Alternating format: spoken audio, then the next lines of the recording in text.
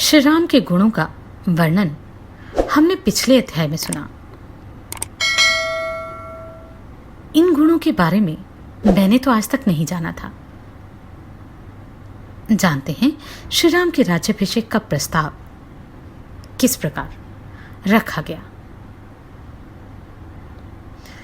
श्री वाल्मीकि निर्मित आर्ष रामायण आदि काव्य के अयोध्या कांड में दूसरा सर्ग।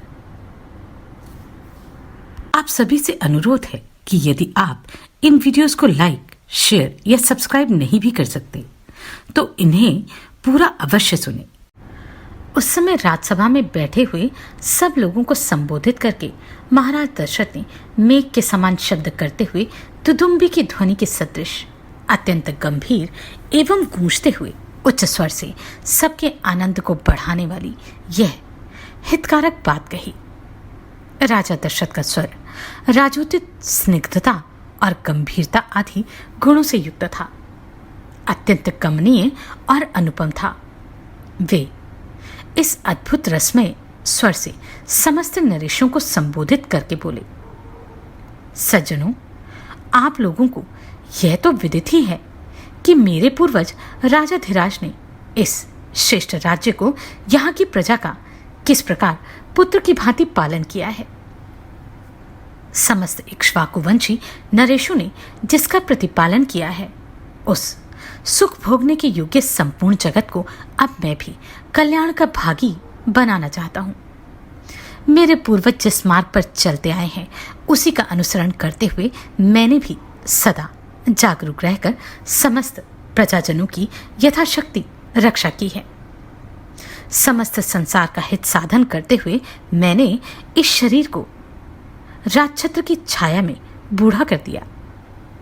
अनेक सहस्त्र अर्थात 60,000 वर्षों की आयु पाकर जीवित रहते हुए अपने इस जराजीर्ण शरीर को अब मैं विश्राम देना चाहता हूं। जगत के धर्मपूर्वक संरक्षण का भारी भार राजाओं के शौर्य आदि प्रभावों से ही उठाना संभव है। अजीतेंद्रिय पुरुषों के लिए इस बोझ को ढोना अत्यंत कठिन है। मैं दीर्घकाल से इस भारी भार को वहन करते करते थक गया हूं।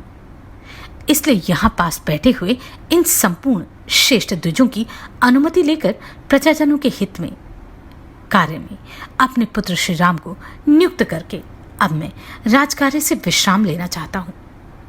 मेरे पुत्र श्री राम मेरी अपेक्षा सभी गुणों में श्रेष्ठ हैं। शत्रुओं की नगरी पर विजय पाने वाले श्री रामचंद्र बल पराक्रम में देवराज इंद्र के समान हैं। पुष्य नक्षत्र से युक्त चंद्रमा की भांति समस्त कार्यों के साधन में कुशल तथा धर्मात्माओं में श्रेष्ठ उन पुरुष शिरोमणि श्री रामचंद्र को मैं कल प्रातःकाल पुष्य नक्षत्र में युवराज के पद पर नियुक्त करूंगा। लक्ष्मण के बड़े भाई श्री राम आप लोगों के लिए योग्य स्वामी सिद्ध होंगे। उनके जैसे स्वामी से संपूर्ण त्रिलोकी की परम सनात हो जाती है। ये श्री राम कल्याण स्वरूप हैं। इनका शीघ्र ही अभिषेक करके मैं इस भूमंडल को तत्काल कल्याण का भागी बनाऊंगा और पुत्र श्री राम पर राज्य का भार रखकर मैं सर्वथा कलेश रहित निश्चिंत हो जाऊंगा। यदि मेरा यह प्रस्ताव आप लोगों को अनुकूल जान पड़े और यदि मैंने यह अच्छी बात सोची हो तो आप लोग इसके लिए मुझे सहर्ष अनुमति दें अथवा यह बतावें कि मैं किस प्रकार से कार्य करूं। यद्यपि यह श्री राम के राज्याभिषेक का विचार मेरे लिए अधिक प्रसन्नता का विषय है, तथापि यदि इसके अतिरिक्त भी कोई सबके लिए हितकर बात हो तो आप लोग उसे सोचें, क्योंकि मध्यस्थ पुरुषों का विचार एक पक्षीय पुरुष की अपेक्षा विलक्षण होता है। कारण कि वह पूर्व पक्ष और अपूर्व पक्ष को लक्ष्य करके किया गया होने के कारण अधिक अभ्युदय बढ़ाने वाला है। राजा दशरथ जब ऐसी बातें कह रहे थे उस समय वहां उपस्थित नरेशों ने अत्यंत प्रसन्न होकर उन महाराज का उसी प्रकार अभिनंदन किया जैसे मोर मधुर कैकारव फैलाते हुए वर्षा करने वाले महामेघ का अभिनंदन करते हैं। तत्पश्चात समस्त जन समुदाय की स्नेहमयी हर्ष ध्वनि सुनाई पड़ी। वह इतनी प्रबल थी कि समस्त पृथ्वी को कंपाती हुई सी जान पड़ी। धर्म और अर्थ के ज्ञाता महाराज दशरथ के अभिप्राय को पूर्ण रूप से जानकर संपूर्ण ब्राह्मण और सेनापति नगर और जनपद के प्रधान व्यक्तियों के साथ मिलकर परस्पर सलाह करने के लिए बैठे और मन से सब कुछ समझकर जब वे एक निश्चय पर पहुंच गए तब वृद्ध राजा दशरथ से इस प्रकार बोले, पृथ्वीनाथ, आपकी अवस्था कई हजार वर्षों की हो गई है। आप वृद्ध हो गए, अतः पृथ्वी के पालन में समर्थ अपने पुत्र श्री राम का अवश्य ही युवराज के पद पर अभिषेक कीजिए। रघुकुल के वीर महाबलवान महाबाहु श्री राम महान गजराज पर बैठकर यात्रा करते हों और उनके ऊपर श्वेत छत्र तना हुआ हो, इस रूप में हम उनकी झांकी करना चाहते हैं। उनकी यह बात राजा दशरथ के मन को प्रिय लगने वाली थी।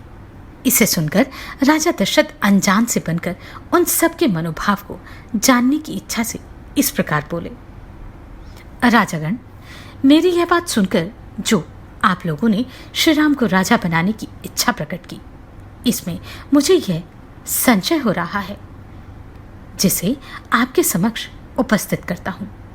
आप इसे सुनकर इसका यथार्थ उत्तर दें। मैं धर्मपूर्वक इस पृथ्वी का निरंतर पालन कर रहा हूं, फिर मेरे रहते हुए आप लोग महाबली श्री राम को युवराज के रूप में क्यों देखना चाहते हैं? यह सुनकर वे महात्मा नरेश नगर और जनपद के लोगों के साथ राजा दशरथ से इस प्रकार बोले, महाराज, आपके पुत्र श्री राम में बहुत से कल्याणकारी सद्गुण हैं। देवताओं के तुल्य बुद्धिमान और गुणवान श्री रामचंद्र जी के सारे गुण सबको प्रिय लगने वाले और आनंददायक हैं। हम इस समय उनका किंचित वर्णन कर रहे हैं, आप उन्हें सुनिए। प्रजानाथ, सत्य पराक्रमी श्री राम देवराज इंद्र के समान दिव्य गुणों से संपन्न है। इक्ष्वाकु कुल में भी ये सबसे श्रेष्ठ हैं। श्री राम संसार में सत्यवादी, सत्यपरायण और सत्पुरुष हैं। साक्षात श्री राम ने ही अर्थ के साथ धर्म को भी प्रतिष्ठित किया है। ये प्रजा को सुख देने में चंद्रमा की और क्षमारूपी गुण में पृथ्वी की समानता करते हैं। बुद्धि में बृहस्पति और बल पराक्रम में साक्षात शचीपति इंद्र के समान है। श्री राम धर्मज्ञ, सत्य प्रतीक, शीलवान, आदोषदर्शी, शांत, दीन दुखियों को सांत्वना प्रदान करने वाले, मृदुभाषी, कृतज्ञ, जितेंद्रिय, कोमल स्वभाव वाले, स्थिर बुद्धि, सदा कल्याणकारी, असूया रहित, समस्त प्राणियों के प्रति प्रिय वचन बोलने वाले और सत्यवादी हैं। ये बहुश्रुत विद्वानों, बड़े बूढ़ों तथा ब्राह्मणों के उपासक हैं। सदा ही उनका संग किया करते हैं। इसलिए इस जगत में श्री राम की अनुपम कीर्ति, यश और तेज का विस्तार हो रहा है। देवता, असुर और मनुष्यों के संपूर्ण अस्त्रों का उन्हें विशेष रूप से ज्ञान है। वे सांगवेद के यथार्थ विद्वान और संपूर्ण विद्याओं में भली भांति निष्णात हैं। भरत के बड़े भाई श्री राम गांधर्व वेद अर्थात संगीत शास्त्र में भी इस भूतल पर सबसे श्रेष्ठ हैं।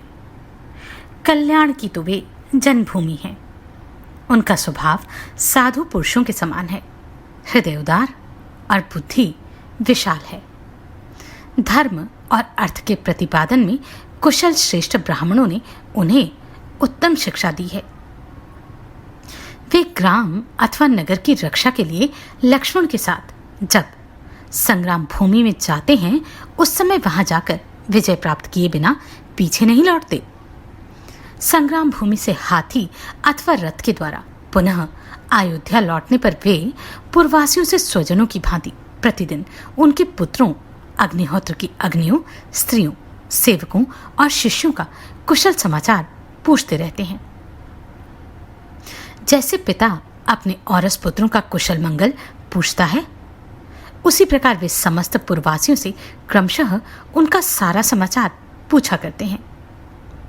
पुरुष सिंह श्री राम ब्राह्मणों से सदा पूछते रहते हैं कि आपके शिष्य आप लोगों की सेवा करते हैं ना?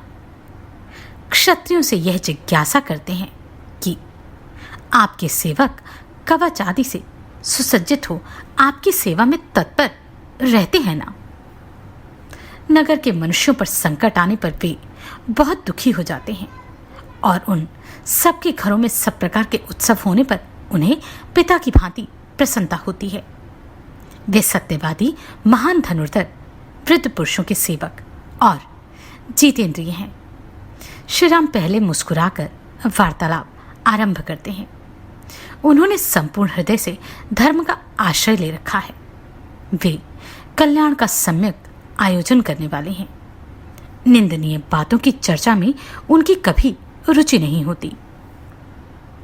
उत्तरोत्तर उत्तम युक्ति देते हुए वार्तालाप करने में वे साक्षात बृहस्पति के समान हैं। उनकी भौहें सुंदर हैं, आंखें विशाल और कुछ लालिमा लिए हुए हैं। वे साक्षात विष्णु की भांति शोभा पाते हैं। संपूर्ण लोगों को आनंदित करने वाले ये श्री राम शूरता, वीरता और पराक्रम आदि के द्वारा सदा प्रजा का पालन करने में लगे रहते हैं। उनकी इंद्रियां राग आदि दोषों से दूषित नहीं होती। इस पृथ्वी की तो बात ही क्या है, वे संपूर्ण त्रिलोकी की भी रक्षा कर सकते हैं। उनका क्रोध और प्रसाद कभी व्यर्थ नहीं होता। जो शास्त्र के अनुसार प्राणदंड पाने के अधिकारी हैं, उनका ये नियम पूर्वक वध कर डालते हैं, तथा जो शास्त्र दृष्टि से अवध्य हैं, उन पर ये कदापि कुपित नहीं होते। जिस पर ये संतुष्ट होते हैं, उसे हर्ष में भरकर धन से परिपूर्ण कर देते हैं। समस्त प्रजाओं के लिए कमनीय तथा मनुष्यों का आनंद बढ़ाने वाले मन और इंद्रियों के संयमादि सद्गुणों द्वारा श्री राम वैसे ही शोभा पाते हैं जैसे तेजस्वी सूर्य अपनी किरणों से सुशोभित होते हैं। ऐसे सर्वगुण संपन्न, लोकपालों के समान प्रभावशाली एवं सत्य पराक्रमी श्री राम को इस पृथ्वी की जनता अपना स्वामी बनाना चाहती है। हमारे सौभाग्य से आपके वे पुत्र श्री रघुनाथ जी प्रजा का कल्याण करने में समर्थ हो गए हैं, तथा आपके सौभाग्य से वे मरीचि नंदन कश्यप की भांति पुत्रोचित गुणों से संपन्न हैं।